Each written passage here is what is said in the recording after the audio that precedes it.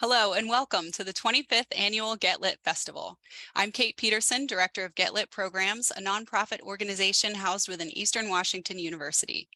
Our program is responsible for Get Lit, Washington State's longest-running annual literary festival, which hosts readings, writing workshops, craft classes, panel discussions, and more, featuring many talented writers from our region and beyond. The festival takes place this Thursday through Sunday, April 20th through the 23rd, in many venues across downtown Spokane. And of course, we're very happy to be back with you in this virtual space as well. You can find a full schedule of in-person and virtual events, along with information about all of our festival authors, by visiting our website, getlitfestival.org. Now I'd like to introduce Get Lit's Assistant Coordinator, Liz Graves, who will tell us about today's event. Hi, everyone. Thank you for joining us for True Histories of the Pacific Northwest. Today, we will be hearing readings from Alix Christie and Rebekah Anderson. Following their readings, they will be in conversation with today's host, Elaine Cockrell. Alix, Rebekah, and Elaine are all writers of historical fiction, which offers a unique opportunity to blend research with imagination and creativity. All three writers explore the experience of real communities in Eastern Washington and the Northwest through the lens of their own family and cultural histories. Beyond sharing captivating stories, their novels shed light on important issues surrounding social justice and environmental impacts. Before we get to today's readings, I will hand it back over to Kate, who will introduce our host, Elaine. Thanks, Liz. Elaine Cockrell grew up amid wheat and sugar beet fields on her family's farm near Adrian, Oregon. She lived in a multicultural world with Basque sheep herders, Mexican itinerant field hands, and Japanese American families, most of whom settled there at the end of World War II. After graduating from Eastern Oregon University, Elaine taught literature and writing to middle and high school students and worked as a principal for many years. We'd like to thank Elaine for moderating today's conversation and helping to introduce Rebekah and Alix. Elaine will also be part of the in-person festival this year, so make sure to check the schedule so that you can join Elaine for her reading in Spokane. Please welcome Elaine. Thank you very much, Kate. My first reader is going to be Alix Christie. Alix grew up in California, Montana, and British Columbia, and she's a prize-winning journalist and author of novels, reportage, and stories. Her debut novel, Gutenberg's Apprentice, was shortlisted for the VCU Kabul First Novelist Award and longlisted for the International Dublin Literary Prize. Her story, Every Child, won the 2021 Jeffrey E. Smith Editor's Prize in Fiction from the Missouri Review. As a longtime foreign correspondent based in England, France, and Germany, she has written numerous articles and stories set in other places and times, including the Dhaka, a finalist for the 2016 Sunday Times United Kingdom Short Story Award. She currently lives in her native California, where she covers culture for The Economist, prints on a letterpress, and swims in the San Francisco Bay. Welcome, Alix. Thank you, Elaine. It's wonderful to be here with you all today and to share a short excerpt from my second novel called The Shining Mountains, which is a family story, as you said in your introduction, about my ancestor's brother, great-great-great-uncle Angus MacDonald, who was a fur trader with the Hudson Bay Company in what was then called the Oregon Country in the mid-19th century, Washington, Oregon, eastern and western Idaho. I'm going to read a little bit from the early part of the book. What's important to know about the entire history of this region is that the multiculturalism goes way, way back. One of the reasons that I wrote my first novel, and this one too, is I'm interested in telling untold stories of the past, and I think we don't know enough about the real history of our region, the region we grew up in. My mother was Canadian and descended from Scots immigrants. Almost all of the men of the Hudson Bay Company married Native women and had extensive mixed race families. So what I'm going to read to you today is a short excerpt. Angus MacDonald arrived in 1838. This is all based on true documented family history, and lived at Fort Colville on the Columbia River Basin for 3 years. And in that time, became acquainted with the fur trade way of life and came to understand that he needed to find a wife. So the scene that I'm going to read is he has put in an offer for the hand of a young Nez Perce woman named Catherine Baptiste, and her father is also a trapper for the Hudson Bay Company, but her mother is from Nez Perce chief's family. So he has been invited as sort of a test to go on a buffalo hunt with her family and her uncle, who is the chief of their particular band. His name is Flint Necklace, also a real historical figure. So Angus has gone on the hunt and they've returned victorious, and this is what happens that evening. That night they feast. The women have butchered at least one of the bloody hulks Angus is relieved to see. Soon the smell of roasting fat is smoky caramel in eyes and noses. Dogs wriggle toward the fire. His stomach growls. He sees her finally across the hubbub at the fire and feels his neck hairs lift. She's laughing in a ring of bright, lean faces, dark eyes snapping, white teeth flashing. Among these young Nimipu of both sexes, she stands out, he thinks. She is admired. She'll want one of her own kind, not a white man, a soyapo, he thinks, his spirit sinking. How he loathes the word. It's much too close that one that means it stinks. All evening, he waits for a word from her uncle, any kind of sign. Watching, he sees that she speaks little, though others listen when she does. There's something grave about her, he thinks. They traveled and trapped for nearly a year, Baptiste, her father told him. Even as hardy as his own sisters are, he can't quite see them doing that.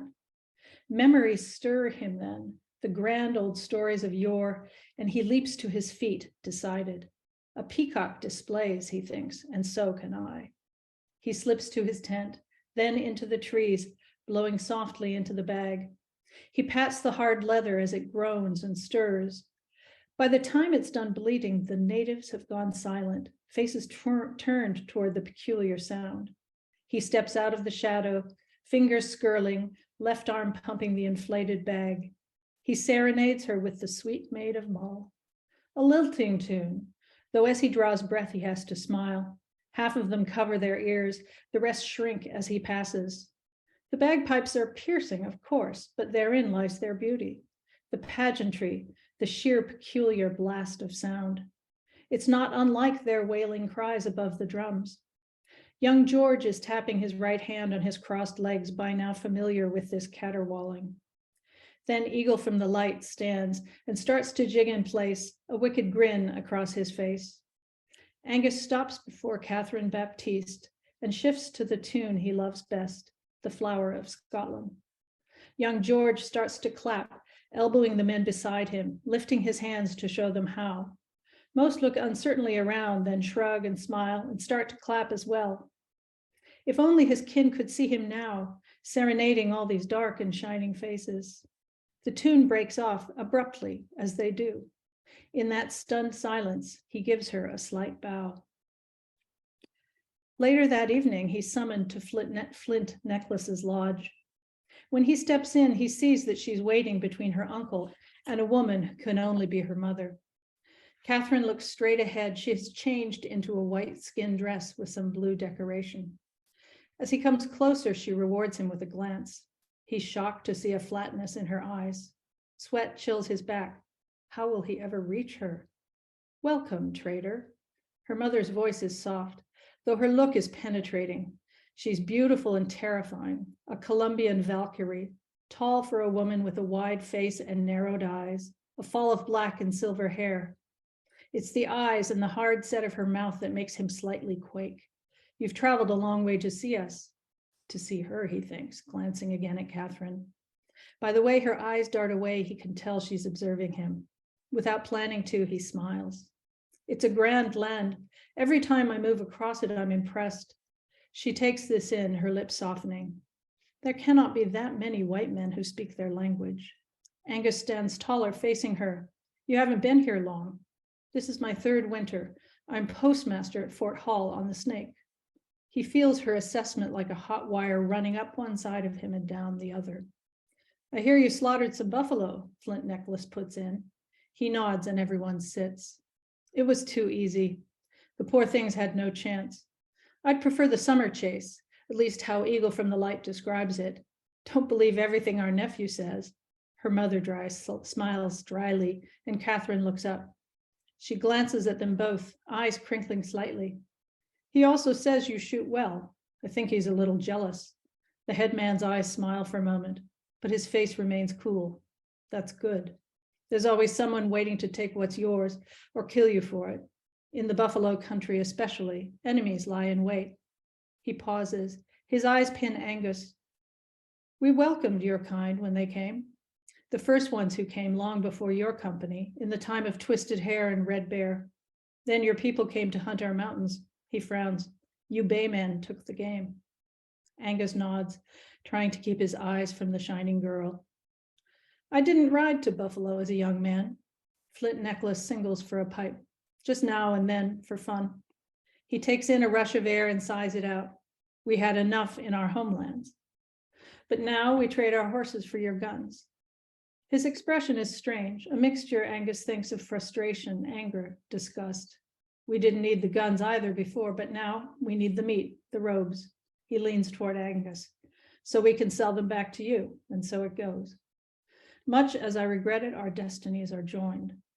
He takes the pipe into his mouth and nods toward Catherine's mother.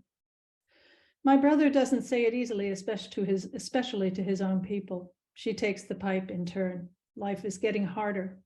She takes a deep draught, holding Angus with her gaze, and then lets the smoke out. Your company has taken and taken. Now it's time to give. He grasps their meaning. If he's to be admitted, Angus must pledge his arms to the defense of his new clan. But this is not it, not exactly. We welcomed this trade. Flint Necklace speaks meditatively. We didn't see how it made us weak. Now we can't live without it. He laughs without mirth and points the pipe at Angus. So you baymen must stand with us against the Soyapa who follow. But I'm only one man, thinks Angus, not the whole company, for this is what the headman seems to mean. I understand our people have been close. He searches for the right words. I'll do everything in my power to assist you, for it's my hope that we will be much closer, as you know. Yes. Her mother leans to scatter a dried herb into the fire. The odor is subtle, a memory of summer. Katala and I have discussed this. When Catherine looks silently up and nods, Angus understands that she's not allowed to speak while the elders deliberate. There's no further talking then for what seems a long while. Angus waits, eager, overwhelmed. He too shuts his eyes but does not pray.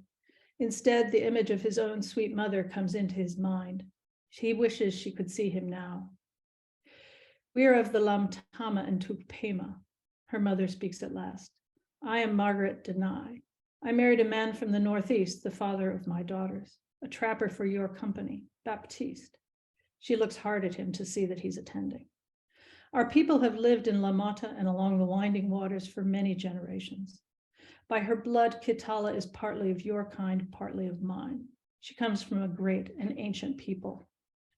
He understands exactly this enumerating of their root and branch. The Gales have always done it too. I am Angus MacDonald, son of Donald, of the MacDonalds of Glengarry and Glencoe. The ancestor of my clan is young John, Ian Og, descendant of Angus of Islay, Lord of the Isles. Speaking aloud his Gaelic Slonia, his lineage, he feels both proud and strange, as much an exotic on display as they to him. They're looking at him with interest and a certain bafflement.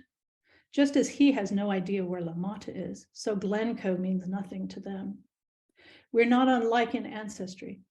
In my country, my clan is also strong and old. The two elders exchange a glance. My brother and I, her mother says, have given this much thought. They don't look that much alike, fleetingly, he thinks. The word for cousin is the same as that for brother. Angus waits, a tightness in his chest as she looks toward her daughter. Catherine rises and approaches him, holding out a hand. He clambers to his feet. She dips her head and he takes her fingers in his. Her skin is cool. Her hand is light and strong. You'll be one of us, her mother says. He needs to know that she is willing. You choose this too, he inquires, so softly only she can hear. She flushes very faintly. I'm here. It's a start. Her fingers flex, and he can feel the way her life force moves. As I will always be for you. He turns to the two elders. You do me a great honor. Then he lifts her hand to his lips and kisses it, his whiskers brushing the dark skin, and is delighted when she trembles and begins to laugh.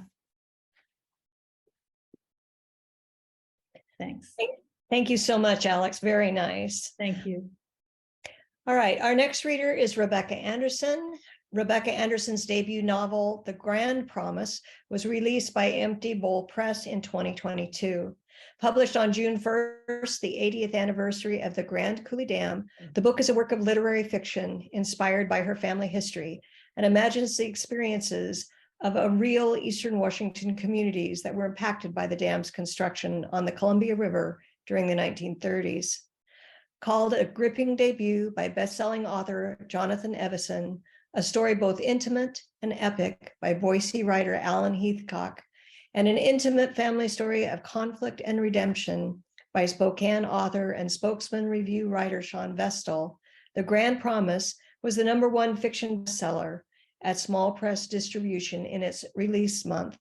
Currently based in Seattle, Anderson earned an MFA in fiction from New York University, where she studied with E.L. Doctorow. Learn more about Rebekah on her website, RebekahLAnderson.com. Welcome, Rebekah. Thank you, Elaine, and thank you, Alix. I'm going to be reading from my book, The Grand Promise, which just came out recently. And I'm so excited to be reading with Alix. I have been reading your book, and even though these stories are very different, they have so much in common, not just the family history and the basis in real events and imagining of real events, but also the geographic location. And many of the themes are really similar. The struggle for property ownership, the marginalization and abuse of Indigenous communities that are in the near environment, but also sort of a lack of foresight about the environmental impacts of some of the activities that were taking place. And what was interesting to me is that decades apart, those issues were still really prevalent. And also, we still see many of the impacts of those decisions playing out still today, hundreds of years later. So it was just fascinating to read your book in light of my own story and see those similarities. So thank you for that. So I'm going to read from early on in The Grand Promise, from chapter 2, and I think it's pretty self-explanatory. So I'm just going to go for it. This is November 1935. In the front of the hall, the old oak table that had been there for 50 years seemed uncomfortably empty. Large posters placed against the wall begged explanation. Carter leaned against the wood paneling of the back wall, trying not to look at May. He could feel her location in a red flush on that side of his face. He stole a look at her. She caught his eye and looked quickly away, her face unyielding. The room went silent as a group of strangers shuffled into the doorway. One man in a modest brown tweed suit holding the door open for the rest of them as he tried not to drop the dog-eared sheaf of papers under his arm. The air filled with murmurs as the men made their way to the front of the hall. 2 men took seats behind the oak table. By their clothes, one was clearly better paid than any of the others. The rest of their cadre pressed into the front of the crowd. The better-dressed man surveyed the room as he strode to the table. Carter wasn't sure he cared what these men had to say. He looked at May and she caught his gaze again, frowning. Carter felt a panic in his chest, and the room felt suddenly overbearingly hot and crowded. He focused his attention on the large oak table up front and noticed name placards on the table for the first time. Frank Banks from the Bureau of Reclamation and a man named M.J. Starks from the Development Company. Before the men started speaking, Ozzie was on his feet. "What were your men doing surveying the shore by my ferry last month?" A chorus of voices rose up behind Ozzie, people wanting to know the answer themselves. "When are you building the dam?" someone shouted from the crowd. Mr. Banks waved his hands in front of him, indicating they should simmer down. "Federal funding is secured to start construction on a dam that will provide irrigation to 10,000 square miles of farmland east of the Cascades." He gestured to one of the posters with a map of the area in question. "You know it around here as the pumping plan your local commission has been advocating for. Power sales will pay back the construction costs in less than 50 years. Where? Here? 50 years? What about the power company's permit for a dam here at the rapids?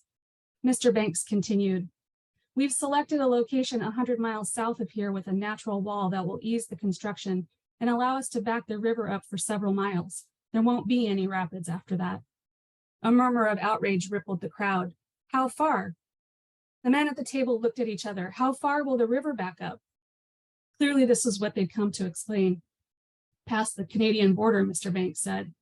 Carter heard gasps around him. Kettle Rapids was more than 50 miles downstream from the border. The Columbia will back up for several hundred miles, creating a natural reservoir where the water can be stored, Mr. Banks explained. Unfortunately, this will mean the water levels in the smaller rivers along the Columbia, such as the Kettle River here, will rise significantly. You're flooding us? You're flooding the town?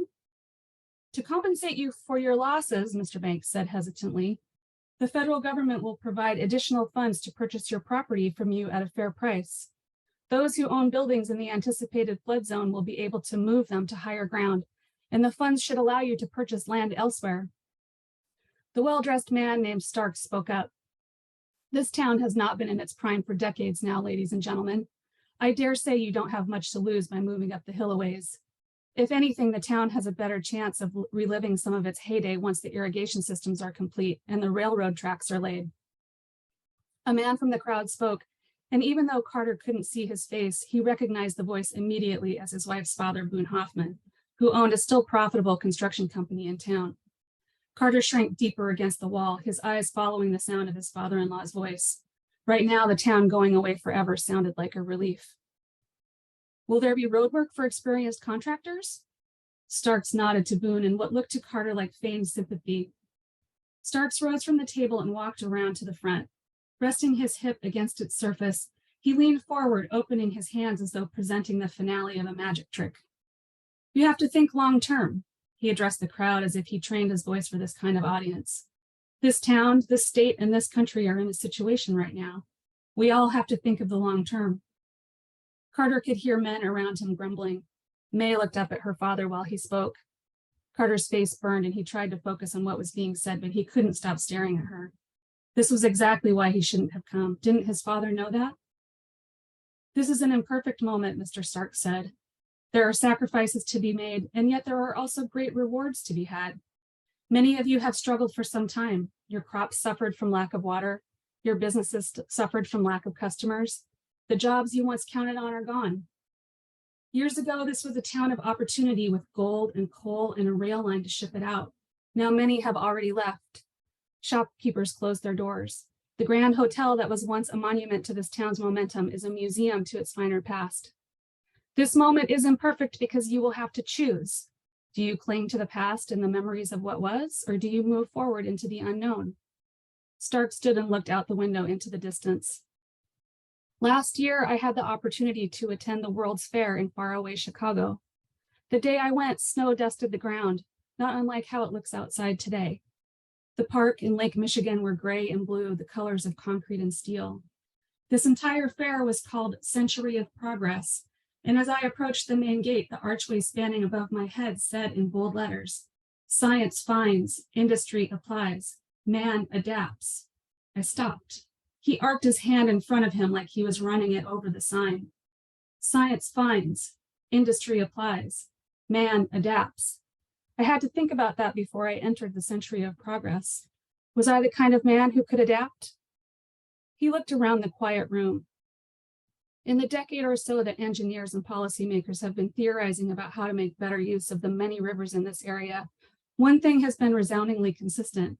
No one can agree on an answer. Now, you may think this new proposal means the death of your town. I'm not saying I disagree. For certain, you will have to leave some things behind, your property, your memories, the shape and proportion of the way it once was. But man adapts. You will either move or be taken by the river. He took his seat again behind the table and glanced at a sheet of paper. The room was held in a reverent silence, and Carter marveled at the hold this man's speech had on them. I will need thousands of men to help me build this dam, Starks continued. I will need vendors to supply me with materials to build it. There will be roads and bridges to build, railroad tracks to lay. I will need business owners to provide food, supplies, and entertainment for my workers. Our president plans to be generous with what he offers to compensate you for your land. And Mr. Banks is correct. There is good land not far from here where you can rebuild your town. This is all good and useful, but what I'm offering is so much more than a new place for an old existence. When President Roosevelt came to visit the site for our new dam, he said it was the best use of everything for all. The future is ours to define, and yours may very well sit 100 miles downriver from here. Only you can decide. A low grumble ran through the room. Mr. Banks from the Bureau of Reclamation looked embarrassed, but Carter was riveted. He hadn't thought of it quite like that. He looked at May, wondering if she heard the same thing he did about the possibility of a fresh start. He remembered lying in bed with her before the house was built, describing the kitchen to her, her cheek resting on his shoulder as she looked up at him with those same wide green eyes. Either way, the decision has been made and our crews will start blasting, Starks went on. Those in the floodplain will receive a letter from the federal government indicating when they are to move and the purchase price the government is willing to pay. The president is thinking long-term. The farmers of this region are thinking long-term. Stark spread his hand wide to emphasize his point. There's no quick fix here, ladies and gentlemen. Ozzie Price leapt to his feet, startling Carter, even though he'd been expecting an outburst from his father. Ozzie's round body was trembling and he gripped his hat firmly in front of him. Screw your long-term. Sure, I care about farmers, but I don't make my living from my farm anymore, and I'm already losing business from the new bridge. Carter's face burned again. Another man jumped up. He's saying there will be jobs, Price. Lots of us need the work. Several voices rose up in support. Ozzie looked around the room, red-faced and angry. I own a respectable ferry business, a family business. I supported you, pumpers. I opposed the gravity plan for you. I wrote letters for you and donated money to your commission. Now you want me to move my business? How can I do business on the river if you move the river? Sir, please be calm. Mr. Banks looked like he was still getting used to the furor these meetings could cause. I won't let you do it, Ozzie said. I'll write to the governor. I'll write to the paper. What about the rest of us who need the money they're offering, Price? You're not the only one with a dog in this fight. I'm with Price. Ozzie's friend Jackson, who owned the local gas station, stood in solidarity. I can't afford to dig up my tanks or buy new ones. I'll have to shut down. Is that progress? Who's going to buy all this power you plan to sell? What about the cemetery? You telling me we're going to dig up our dead and move them too? Mr. Banks rapped a gavel sharply on the table, but no one paid him any attention. The shouters drowned each other out. Two men shoved and grappled each other, their shoes squealing on the wood floor as the crowd and company men pulled them apart. Carter knew the kind of man his father was. Once he started on a rampage, it was impossible to stop him until all the steam blew itself out. Mr. Banks tried to calm the crowd, but Ozzie was already on his feet and headed toward the door. To hell with your long term, he shouted over his shoulder. To hell with all of you. Shouts of agreement followed him as men from the town walked out of the meeting before it had officially ended. As Ozzie passed Carter, his face a burning red, he spat out, "Nice of you to show your face, son." Thanks. Very nice, Rebekah. That was a great scene and certainly sets up the conflict that is coming. That's a great story. So I'm going to ask Rebekah and Alix some questions. What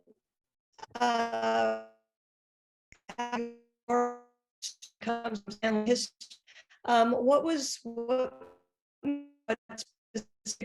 your impetus for starting your novel?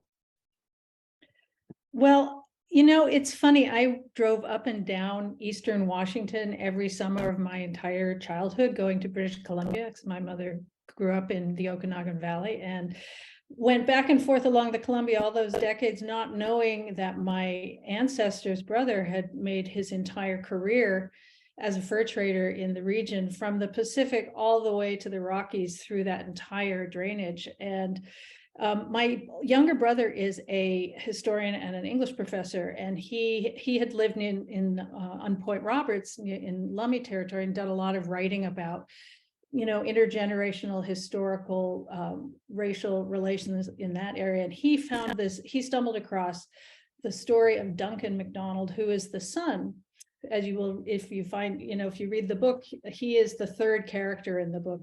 The husband Angus, the wife Catherine, and then Duncan is the son of that union who comes into his own, and it was an incredibly important historical figure and was the first man to write about a so-called Indian war from the Native point of view.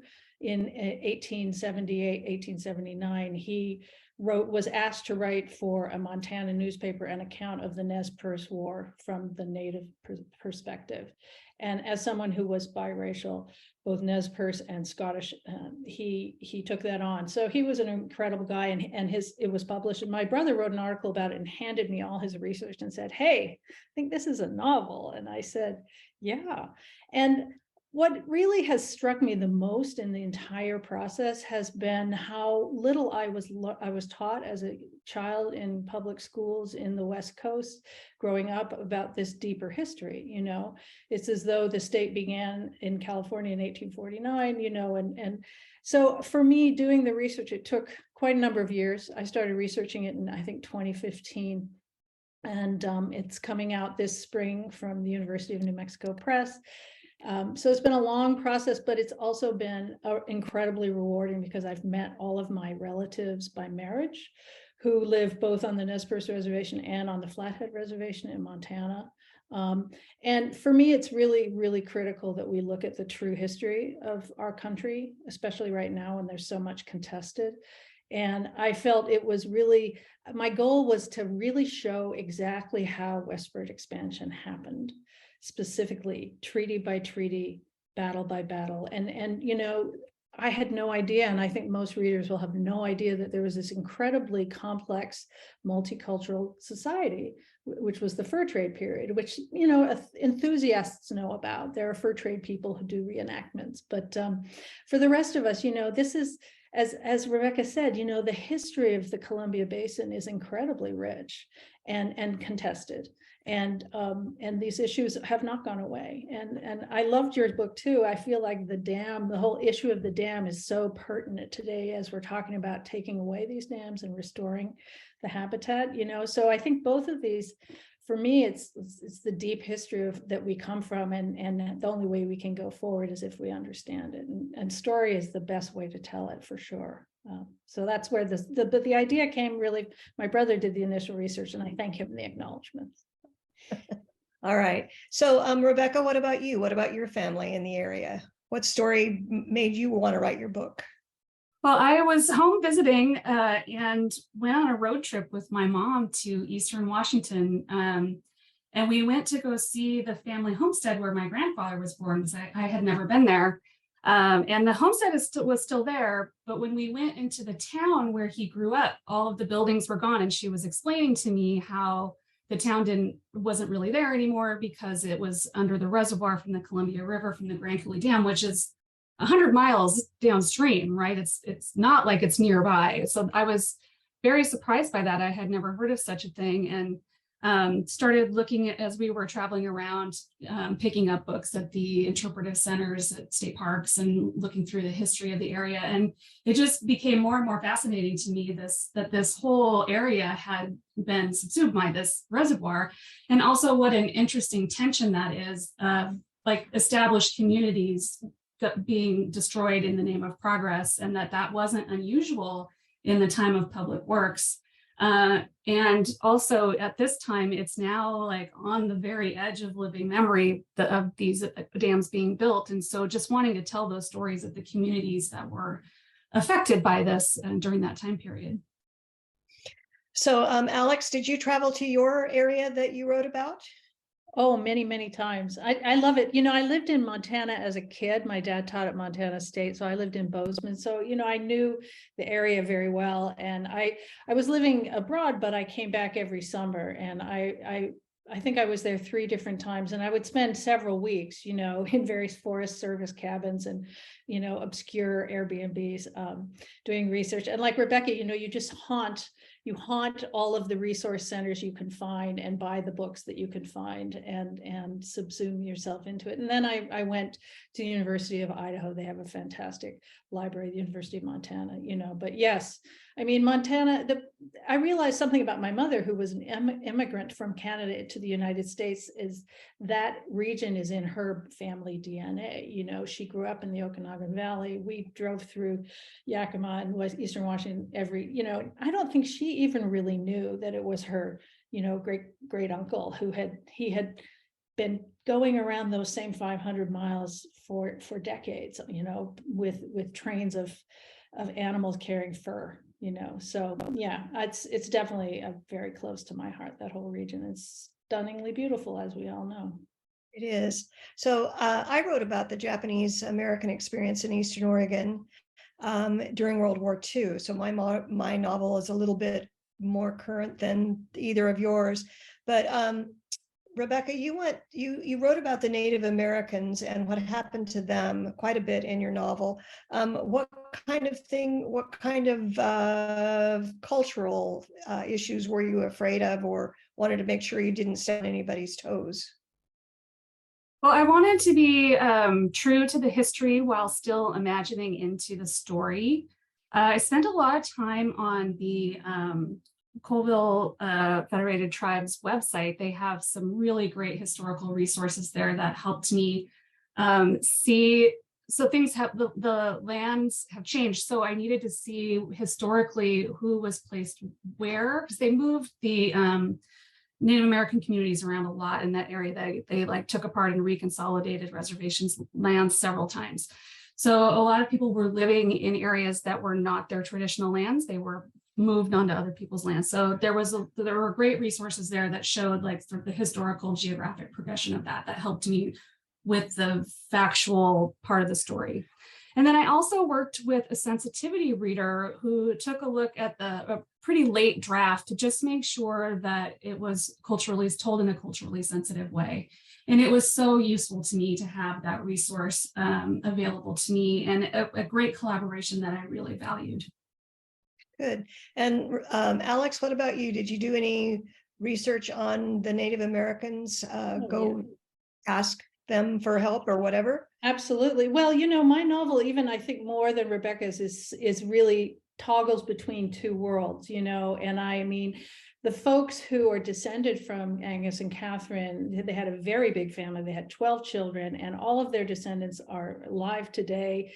Fourth and fifth generation. There's an extensive MacDonald clan in the Flathead Valley. And so my first port of call was the family members who didn't know me from any, a hole in the wall either. So I came to them and said, hi, I'm your long lost Scottish cousin, and would you like to tell me about your family? And through their help, I really was able to then go to both tribes, to formal structures of the tribes, because I really think as a white person writing about Native communities, it's really incumbent upon me to write with sensitivity and to share. And had I been able to collaborate, it would have even been better.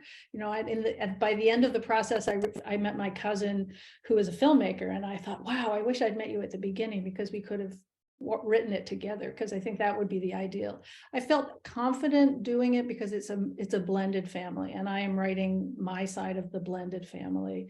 And I think if you're, I'm a journalist by training, that has helped me a lot in terms of the factual sides of things. I'm really only interested in telling true stories as much as I can.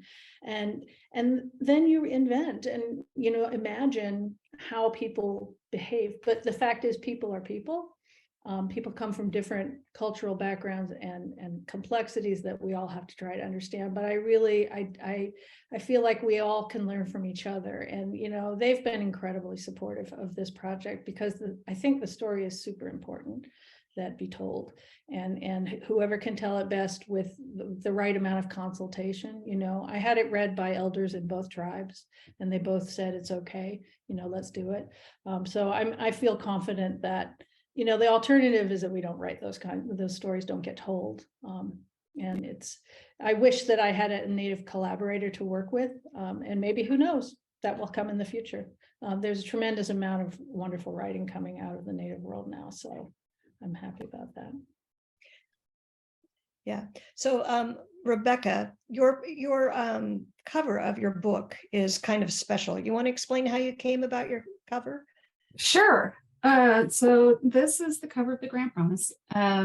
this is actually, it started out as a photo that I took of the original site of Kettle Falls, which is a real place. It's fictionalized as Kettle Rapids in the book so that I could take some liberties with some facts. But this is the location where it used to be on the Columbia River. So it's taken from a photograph, and then I worked with an illustrator to turn that image into this illustration, and then with a graphic designer to lay it out like in the style of a public works, parks poster. So that is the where that's derived from. And I actually was really fortunate to be able to be part of that collaboration. I wasn't expecting that.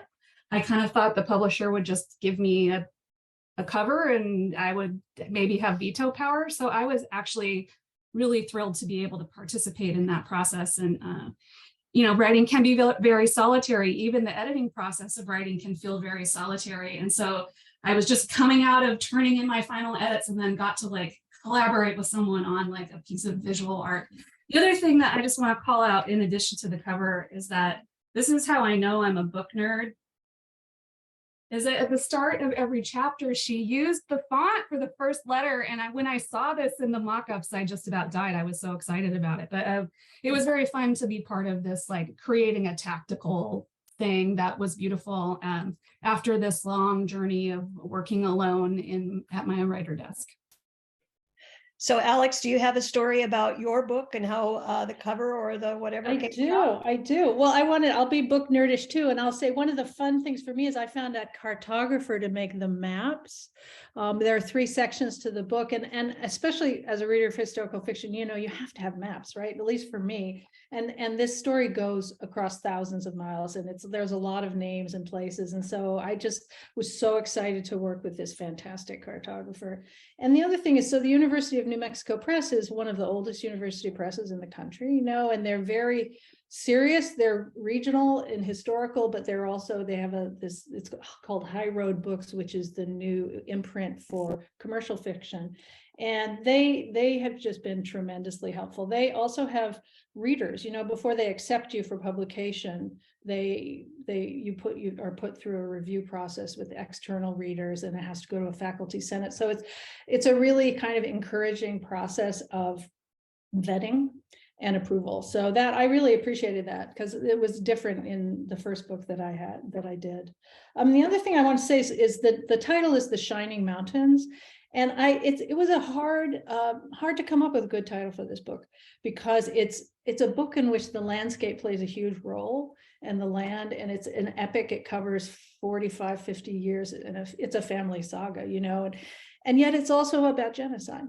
So it was really, I really struggled for a long time to find the right title. And the reason I picked The Shining Mountains is that it is a name that is used for the Rockies that has some historic native usage. The Ute tribe used that name from Colorado, but Meriwether Lewis, in his journals on the Lewis and Clark expedition, he noted that the Rockies looked like shiny mountains, and it's become sort of a label that is used pretty widely across the Montana in particular for the Rockies. And it's not a name that the tribes that I write about used for their mountains, but they do shine. I mean, if you've gone up the Flathead Valley to Glacier Park, you know how beautiful and shining they are. So I wanted it to feel uplifting too, a little bit, you know.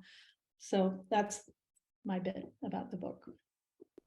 So when I was writing my book, I was told, do you want to write a great capital H historical fiction, or do you want to write a small h historical fiction? And so to decide how much research to put into my novel. Did you struggle with how much research to put in your novels? Let's start with Rebekah. I guess I hadn't heard that term before, but I guess I'm lowercase h, capital F. I really wanted to write a work of literary fiction that was grounded in history. And so one of the things I had to be careful about with research was to not get too sucked in. Or use it. So this was what I found, is that I would use it as a way to procrastinate. Like I'm writing, right? Because I'm like reading research about the area, but needing to balance that with actually getting some pages generated. And so it was a balancing act, but also that I would stumble on these like fantastic anecdotes that I was able to actually work into the story, or discover some interesting, nuances or side plots that I could work in. But I really tried to be careful not to remember that I was writing fiction, not nonfiction, and that I needed to know enough to be credible, but that I ultimately was writing a novel. And Yeah, Alix, I what feel about the you? same way. I mean, this is my second historical novel, and I've been writing fiction now for 20 years. So I feel like as it's gone on, I've been able to leave some of my journalistic fact-based self behind. And I do find especially when my first novel was about the 15th century, and this one is about the 19th century, I do have to do enough research to be able to understand the world, to live in the world. It's far enough in the past and particularly this, which was completely foreign to me, the native world, and so that part, I feel like I had to understand it, and then you have to put it all away. And I was writing a love story, it's a love story between these two people. They married each other 4 times. They had 12 children. They survived unbelievable difficulty and hardship. And so, the successive act of drafting, as Rebekah knows, is that you come closer and closer to the emotional heart of the story and what it is. It's a family, and we all have families, and we all know what it's like to lose people and to love people. And that's what makes fiction, right? And hopefully then, the reader is carried along and learns that this world existed and what the issues were in the world and how hard it was, but they have to care. They have to care about the characters. So I think I'm getting better at, kind of not stuffing all the data in the book. That is a challenge. I know. Okay, so Rebekah, you had a mentor while you were writing your book. You want to talk about your mentor? Yes, I had the privilege to work with E.L. Doctorow in graduate school. He was the chair of the program at NYU when I was there. He's the author of Billy Bathgate and Ragtime, and more recently, The March, which I believe won the National Book Award. He was well into his 80s when I worked with him, so I feel really fortunate that I overlapped with him in the program. And he's really known for writing historical fiction, and he was one who gave me the advice about balancing the amount of research you do with the amount of writing that you do, and to remember that ultimately you're writing a creative work, not nonfiction. And so you can be credible without having to that you can give yourself some license to manipulate the facts to serve the narrative. And what about you, Alix? Who'd you work with? I did an MFA at St. Mary's College in California here in the Bay Area, and I had a couple of wonderful teachers. The first teacher was Michael Chabon, who also won the National Book Award for the Amazing Adventures of Cavalier and Clay, and he was a wonderful teacher. The other teacher I had was Susan Straight, who is a Southern California writer who is, I think, brilliant, who writes a lot about the complex social world in Southern California, the indigenous and Mexican. And so both of them were people who wrote the kind of books I write, actually. So they were good teachers for me, quite long, complicated novels, not short, slim novellas, but, worlds. They're world builders and have multiple characters. And I mean, for me, I did an MFA very late in my life. I'd had a whole career and I'd had a family, and I started when I was in my 40s. So it was really great just to have permission to write fiction. Like, wow, this is really wonderful, because, the world is much more dog eat dog and earn a living. And so I really recommend that. At least for me, it really was a fantastic experience. I can't imagine, but to let you know, I started my novel when I was 60. So it's my first novel too. So what about your process of writing? Do you write every day? Do you go swim in the San Francisco Bay and then come back and write? What do you do? That's what I do. I walk up and down the hills, and there's quite a lot of a body of research that, you engage your mind when your body is engaged, right? And that's when the flow happens. And so, yeah, I mean, I don't write every day unless I'm on a project. And then I do, I try to write in the morning. I usually I try to get my 1,000 words a day, one way or another. I'm still also working as a journalist, so I have other job related things I need to do. But yeah, I think it's essential to kind of keep it moving. But then again, there are times when you're fallow or you're just thinking, and I don't know. I think everybody's process is slightly different, actually, I would bet. I mean, Rebekah, how is it for you? When you're on a project, you're very focused, right? And you're moving it forward. But are you at the moment, are you writing something new? Or are you, well, how's it going? Good. I feel like right now I'm spending all of my spare time just getting the word out about the book. So I'm looking forward to being able to get back to writing. And actually, I do have another novel project I want to work on, but I think the next project for me is a radio play adaptation of this book. Oh, that would be great. That would be so perfect for the period too, to have it as a radio play, right? That's great. I was thinking as you were reading that your scene too, how many voices there are, which would make it really very, very auditory. That's cool. Yeah, I'm working on a memoir. I have a family memoir that I wrote in response to the current political situation. And so I'm about to die. I'm in the same boat. I have many, many things to do to promote the new book, but I'm really, February 1st, tomorrow, I'm spending 3 hours at my desk every morning, come what may. And I actually, for me, the creative writing is what helps me kind of live through the craziness of life. It's so rewarding. It's so enjoyable to go to the page and have things happen and not know what's going to happen. And people never believe you when you say that as a writer, that you don't know what's going to happen and what the character is going to do. But I personally, I don't. I have a general idea of the scene, but not what they're going to say or do. Yeah. I had a character go off to World War II, and I didn't know anything about World War II and the guns and the battles and everything. And I thought, wait a minute, that's not what I intended. You come back here. Yeah, come back here. What about you, Rebekah? Did you have somebody take off and hijack the story a bit? Sometimes, I mean, I kind of like Alix said, I feel like they sort of tell me what they're going to be doing. Like I kind of prop them in the scene and then let them at it. And I think if you know their personalities well enough, it's almost like you're channeling what they would say onto the page and then cleaning it up for them. But yeah, it does. There was a character who surprised me who wasn't ever part of the original story, and that was Charlotte Powell, who's the orchardist, the widowed orchardist, who is sort of like running commentary on, the men folks nonsense. She was not a part of the original plan for the book. She just sort of inserted herself into the story, and she's actually one of my favorite characters. I liked her. Yeah. So I had a Japanese mother who is watching her daughter and a Caucasian son who is a neighbor walk down the road, and I had her come out. Overnight I just felt that she's going to watch them because she's going to be concerned. In World War II, it was not common to intermarry between the races, and she was going to go out on that deck on her porch and watch the kids walk down the road.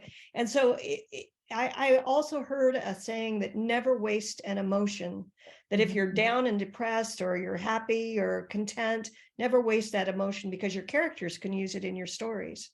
Did you have an emotion or a setting like that where you felt, I am like that character?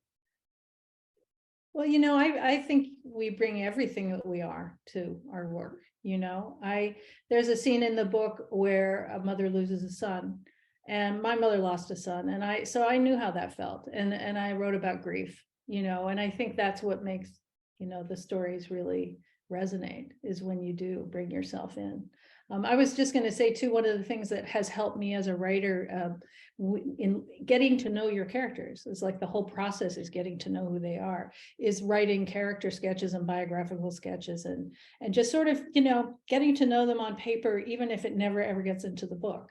That has been a way for me, just as a kind of a tip for learning who they are before putting them out there.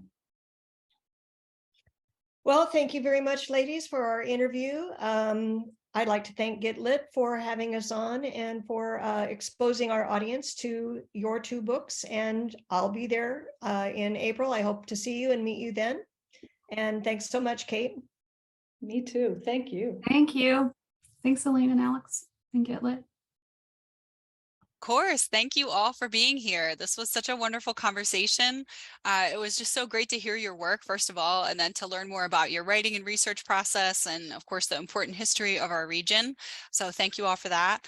I also want to thank all 3 of you for sending us submissions for this event, for the festival. It was really serendipitous that you all came to us separately with such similar stories to tell. So I'm really glad that we were able to put you all together for this event. So thank you for being up for that.